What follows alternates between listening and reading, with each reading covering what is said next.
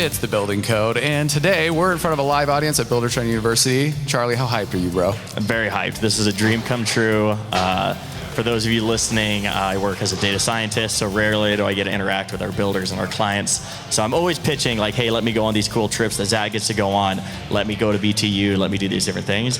And they let me out of my back closet where I do data science, and here I am. We have Austin here, live at BTU, going to talk about his experience and his business a little bit. And we'll just kind of dive right into it. Austin, welcome. Yeah, thanks for having me, guys. We're really excited to learn about your business. Tell us a little bit about it. You know, we want to know just the basics. What do you do? How'd you get here? How'd you end up on stage with two tech bros? That is on your end. I don't know why you invited me, but me and my brother, we've been around building our whole entire life. And my dad built, his dad built, and so kind of third generation builders. My dad ended up starting a construction administration firm, which is that sounds sexy. Yeah, it sounds great. Yeah.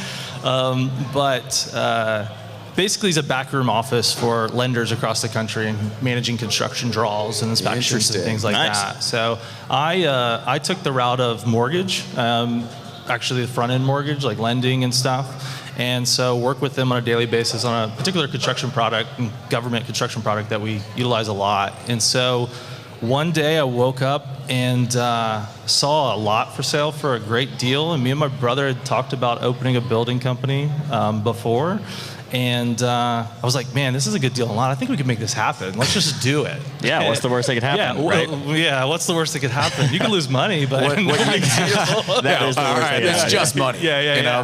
There's ways to bounce back. Exactly. What year was this? This was in 2015. Okay. Yeah, 2015, early 2015. But so we both kept our day job. Smart, Charlie. Yeah. So if we did lose money, then there's something to support. But so we keep our day job, but we need somebody to come in and run the project. So we pulled a guy out of Dallas that had been building for about 35 years, brought him in and said, hey, this is what we want to do. You're going to run the day to day, and that's kind of how we started. And so this is kind of a side hustle for us in a way that, we are very actively involved, but it's not our primary. And so that kind of helps us keep it funded. Yeah. I love that. Well, I don't want to set you up for failure here, but you have teased this story a couple times already. So tell us now, how did the first project end up going? Yeah, so our first project, not so beautiful home. Beautiful home. First things first, right? built the house it's still standing. Buyers got a great deal. There you go. And so we lost, on that house about $30,000, and so we immediately started searching the web for a software and a platform that we could track things. Right. Literally how we came across Buildertrend.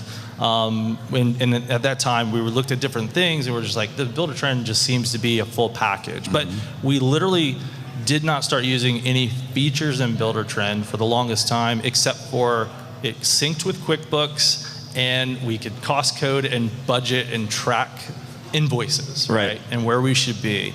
And that's kind of how we started into Buildertrend. So we've been Buildertrend 100%, well, not 100% in all the features, but from second house on. Yeah.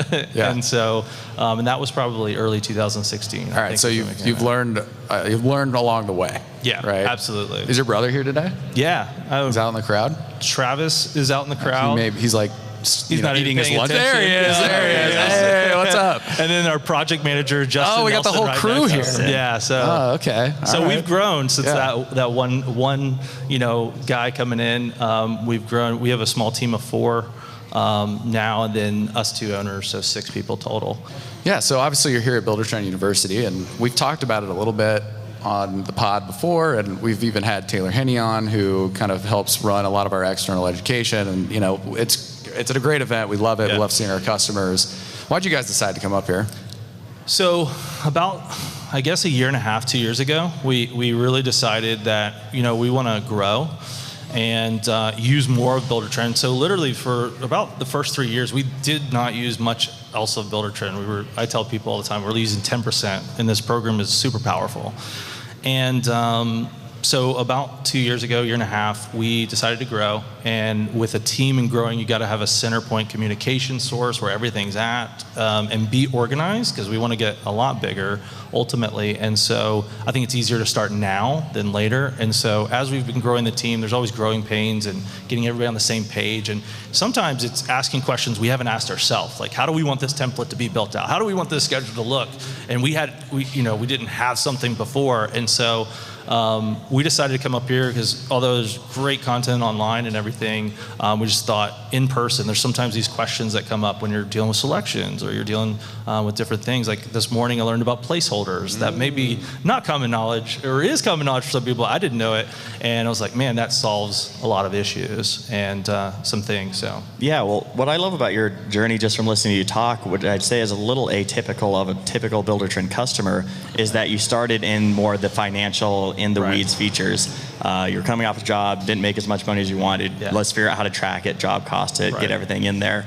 And now, I mean, knowing why you signed up for it and what you're hoping to accomplish and knowing where to start, I think is really important. Yeah. And now that you've feel good about that, you can move on to some of these other more advanced features too. So it's kind of a cool progression, but one that I would say is a little bit different than one we normally see. Yeah. And we're very, just me and my brother, just very back-end oriented first versus sales, where great salesmen just want to go keep selling, but then you have a cluster in the back side, and we are very much the opposite, and we don't like to take on more than we can chew, but we want to be organized, because I think if you're organized and you're set up and you're confident in your team and what you can do, like sales is easy. Like now I'm just going and telling you what I can do, and it'll just grow from there. So. Yeah, what's your early review? What else have you learned? You having a good time? You enjoying it? Glad you came up? Yeah, so we've only had a few classes thus far. It's great, especially seeing how it seems like some of the trainers are just specialty in those areas. Looking forward to the one-on-one session this evening to kind of drill down and get a little deeper in some things. But no, it's great. Like I say, we used 10% for 3 years. I'd still say we're only like at 60 now. Like I don't feel like there's warranties, there's surveys, there's sales side of it that we don't use. Like there's a lot of things that we're excited to keep growing in and keep utilizing. But you got to take it one bite at a time. It can be very overwhelming at times if you try to, I want to do it all. Right. So we try to. I'm sure Zach can appreciate that as someone that trained customers for a very long time, biting off, just as much as you can chew. I love how measured you are in your attention. I mean, a lot of what I did as a consultant was that. Let's lay out a plan. Let's figure out what steps we need to take. Yeah. What are your goals? What are you trying to do in the next 6 months, year, 2, 3, 5 years? You want to grow your business? You want to maintain what you're doing? So I love that you're thinking of those things, but you're right. Like, there's always more to learn. We always are releasing new features. There's updates, like staying on top of it. I always kind of, speaking to our Buildertrend University attendees, it's like, where do I go from here, right? Is always kind of the most common question. You get so much information, and it just spend that time in your one-on-one, like making the plan, right? Like, and then you have a path to follow and steps to go through. So kudos to you for thinking ahead of that a little bit. It's probably the back end, mindset that you're kind of used to, like, taking it a little bit slow, but I did find in the construction industry, things move fast, and so it's hard to find the time to carve out and do it. Yeah, it is. It is hard to find the time. I think you just have to. If that's, blocking off time on a schedule or a calendar, you just have to sit down and do it, or hire great people or somebody that can. Ultimately, I think it comes from like my mortgage branch side and background. We built out Salesforce, and that was a process. Salesforce is very robust. I can relate. Yeah. And so I learned very quickly, like, just take it bite by bite. Don't try to go and do everything, because you'll scrap all of that and have to do it all over again. Yeah. We just transitioned Buildertrend over to Salesforce 2 or 3 years ago. Yeah.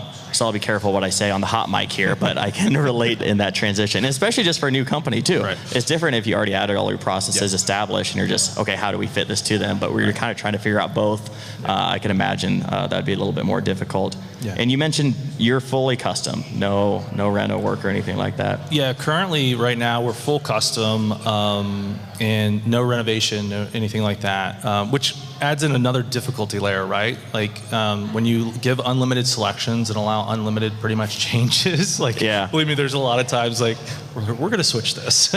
and we do have a plan. Our long-term plan is we kind of want 3 tiers, like a full custom tier, a semi-custom slight production, and then a full-on production. construction. And that person, we want the theme through the houses, energy efficiency and just quality built and inspected and all of that stuff to be similar. But a Control 4 package in a full custom home makes it a smart home on that side. But on the the simple side or the more affordable side, it's an Ecobee thermostat, right? Like that's what makes it. But yeah, for the reason of custom, we do want to have different lines because we're very limited on what you can do on custom just at a broad scale because there's just so many choices. How many projects are you running right now? So right now we have 12 ongoing. Wow. Yeah. So with that's little small 4-person team and high expectations with our customers. Yeah. High-end custom homes. Hot mic. I won't say too much, right? But most builders want to promote the pod, not throw their customers under the bus on the mic. Yeah. But no, you have to be very receptive to their needs and make them feel like they're their only project that you're working on. And so that can be difficult at times, but that's the goal, is to make them feel like their house is the only one that matters. And it does. It does matter. It matters to them a lot. It matters to us. So. Yeah, I feel like you must have some fantastic sales guys, because that's the second time you maybe mentioned they're a little too good at their jobs. Well, we've been really lucky.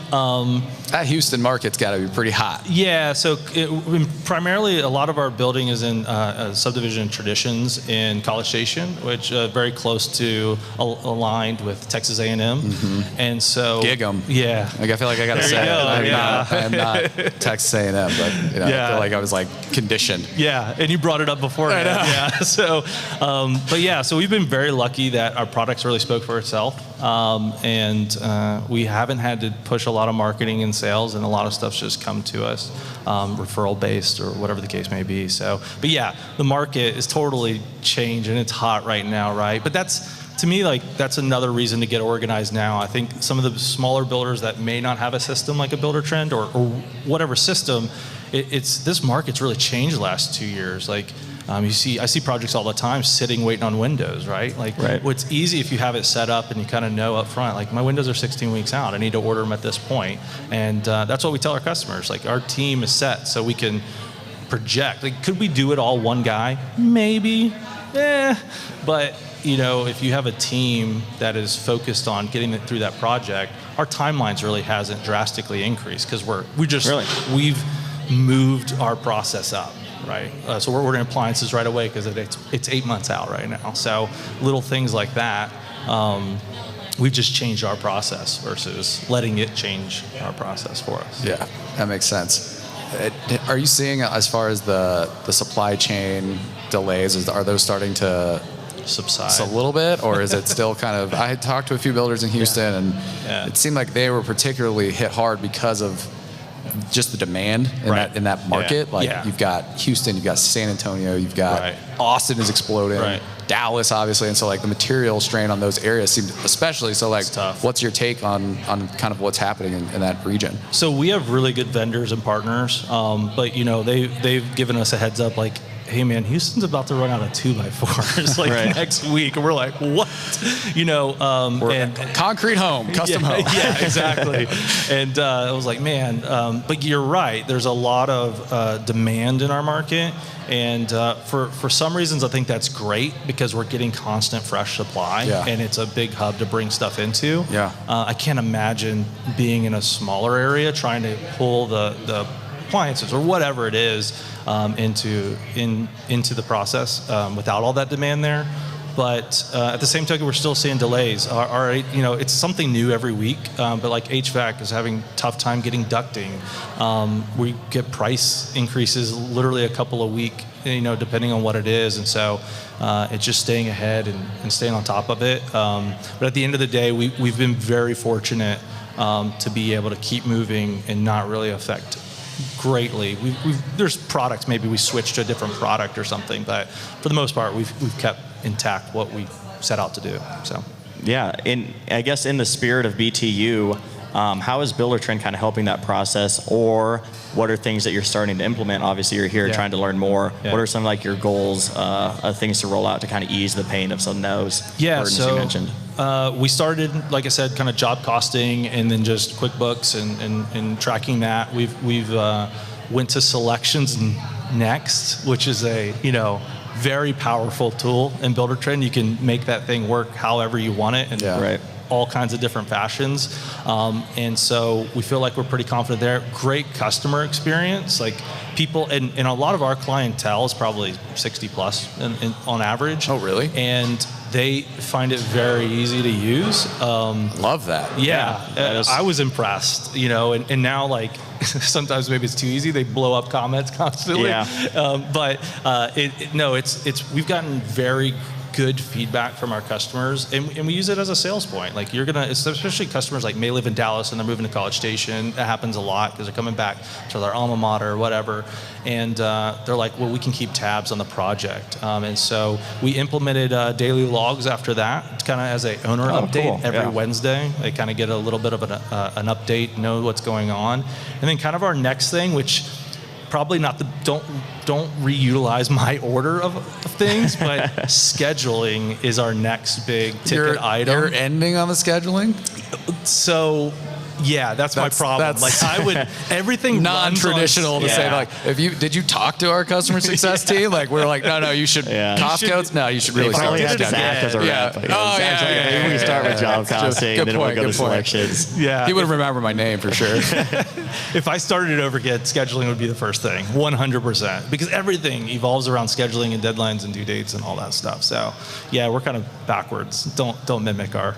I love it though. I mean, there's a ton of value too on that back-end administration, and a lot of people at BTU, I'm sure that's the thing that's like, oh man, that's what I want to get to, because they started on the project management tools, which are real pain points and really are the easy wins to like communicate better, document things better. Fixing your cost codes or your accounting methods or your estimate, a little more difficult, but there's no wrong way to get Buildertrend up and running. Well, that's what I was kind of going at earlier, is like having it, what is your desired outcome of Buildertrend? If you're not trying to improve your scheduling right now, why focus on it, right? Yeah. And so that's something like Zach and his team works on all the time when we think about how do we train customers, what materials do we put out there to make sure whatever they're trying to accomplish, because it is a robust tool. Right. You don't have to use it all. You don't have to go in this order. Figure out what you need, and let's tackle that first. Yep, absolutely. And that's exactly what we did. Like I said, when I kind of rushed into it, I was like, we're going to do it all. This is great. I see the big picture. And then I'm like, oh, this is a lot. This is a lot. And we've got to ask some questions internally, come up with some processes, and then kind of run with it from there. So I love that you brought up in your sales process, you bring up Buildertrend. That's a pro tip that we tell a lot of people on the phones. Yeah. This is an anchor point for you to show your customer you're different. Right. You kind of have to then back it up, right? And so there's always this hesitation about like getting your homeowners involved. But I'm going to start saying, well, down in Texas, we've got people putting 6-year-olds, Austin, picking selections. So like, what's your excuse, Yeah, and selections is really what forced that issue, right? Getting that sign off on that item. There's no email somewhere or a text somewhere that said, oh yeah, I'm good with that. You are actually physically signing off on that flooring, whatever it is. And that was the driver, and it wasn't a hostile, but it was just you gotta do this. Like, and we've brought people in initially who was like, hey, we'll sit down with you. We have a big TV in our conference room. It's like, we'll do it with you. Yeah. But then I mean, if they do that one time, they're like off to the races after that. Totally get it. And you didn't threaten your customers to use Buildertrend. Yeah, great selling strategy. You have no choice. Yeah, well, it's like the old teach someone how to fish, they eat for life, and like that initial meeting with that customer to get them to see how it works. Like, you may have to put in a little bit of extra effort on the front end, but like, what does it do on the back end? Right. And I think there's a ton of value in getting your homeowners involved, because that is something that a lot of builders aren't really approaching today. Like, they use social media now, and they're getting more, but like having an actual web portal is just unheard of for a majority of the construction market of consumers, right? Yeah, and I go back to something I learned today. Like, you can put a video up on as the primary photo that they see, but it's a video, and there was some great ideas on like doing me and my brother as owners, welcome, cheers, introduction to the team, and I was like, man, that's just like a pro tip right there. Yeah, for sure. Great. Or like, here's a link to a podcast I did. Make sure to comment, like, and subscribe on there. Yeah, for sure. Like any sort of video, either one of those two things. Right. Charley Burt Whistle, getting the brand going. Absolutely. If you're not promoting yourself, who's going to? Absolutely. I love you. You you make me laugh. Clip that. That one's going say there. that he loves me. Wow. So That's the nicest thing you've ever said. the other thing I want to kind of touch on, is there anything else that's unique about, the way that you build or the way that you do things that, I just love to hear more about kind of how you guys approach construction. Yeah, so we looked at our market when we started, and they were missing energy efficiency, and just, it's kind of the old mentality. This is the way we've done it for so many years.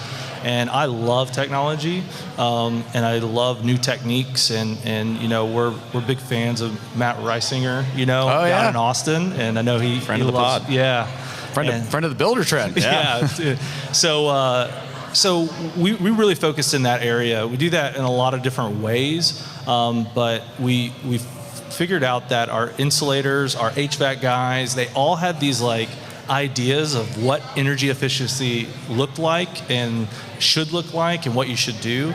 But really early on, noticed that they don't talk. Right. They're, you got your HVAC guy saying, oh, you can do this, but then your insulator's doing something totally different. And so we brought in Owens Corning, we brought in our energy inspectors and engineers, and then we brought in our HVAC and our insulation, kind of sat them at a big round table, like, guys, what's the perfect house, and just let them kind of argue it out a little bit. They have their different methods.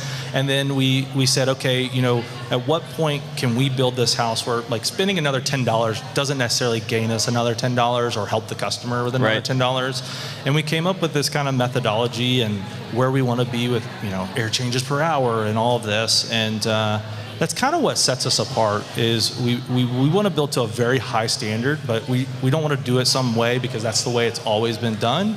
And so we've done a lot of projects with the building science and Owens Corning and studies, and they have some test houses with us that they're constantly monitoring. Cool. And so it's been a lot of fun and kind of makes it exciting than just building another home. We're actually trying to progress. So a lot of our homes all of our homes are HERS rated. We run about a low 50 HERS. We've had lower than that, and so we're using about 50% less energy than another home built to code. And so our customers, that's not the sexy part up front.